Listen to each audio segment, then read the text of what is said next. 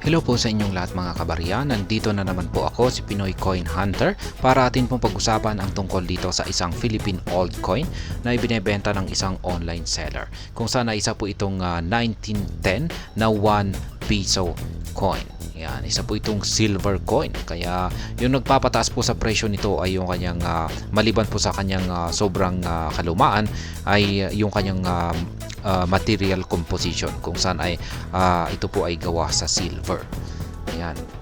Kaya yan na rin yung isang bagay kung bakit mahal yung mga ganitong napakalumang barya. 1 peso Pilipinas, ito po yung kanyang overside or harapan na bahagi. At ito naman po yung kanyang reverse side or yung kanyang likuran na bahagi. Ayan, kung saan ay dito po natin makikita yung kanyang taon na 1910. Kaya makikita na rin po natin dito yung kanyang mint mark na letrang S. Yan, ibig sabihin ay minted po ito sa bansang US. Yan, particular po sa San Francisco. Yan, United States of America. Ayan. Ngayon, i-check po natin kay Numista yung kanyang mas mahalagang detalye rito. Meron po itong mga taong 1907 to 1912, yung mga ganitong disenyo ng lumang barya.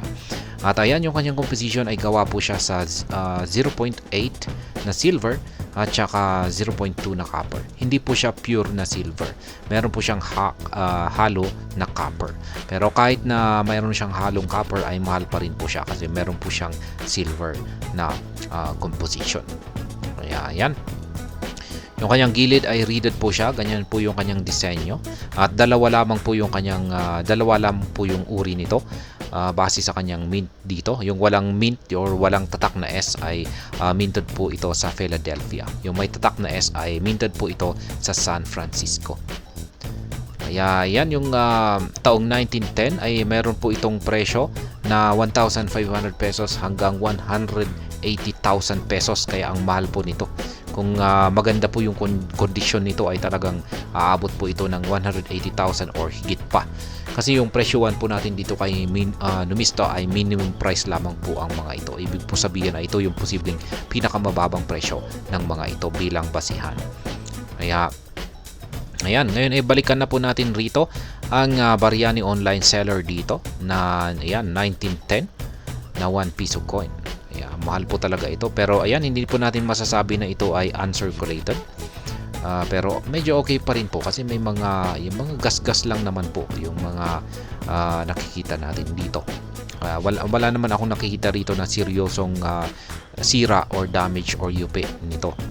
Kaya ngayon ay atin na pong alamin yung presyo rito ni online seller sa kanyang 1910 Philippine 1 piso silver coin na ito. Kung sana ito po ay kanyang ibinebenta sa halagang 1,600 pesos. Yan. Well used. Ayan, kasi nagamit po ito kasi mukhang dahil sa nagamit po ito sa sirkulasyon, ito po yung malamang nagdulot sa kanyang mga gasgas dito. Pero ayan, sobrang tagal na po ng lumang barya na ito, 1910 pa. Kaya ayan, considered na rin po na ito na isa itong antigong bagay. Kaya ayan, maliban po rito ay nagpapataas na rin dito ay yung kanyang composition kung saan ay gawa po ito sa silver. Ayan, 0.8 na silver at saka 0.2 na copper. Kaya ayan pong muli ang 1 peso coin ni online seller dito na may taong 1910 kung saan ay binebenta po niya ito sa halagang 1,600 pesos. At hanggang dito na lamang po tayo sa video na ito mga kabarya. Sana po ay inyong nagustuhan ang aking paliwanag tungkol sa lumang barya na ito. Marami pong salamat sa panunood. Ingat po tayo lagi at God bless po sa ating lahat.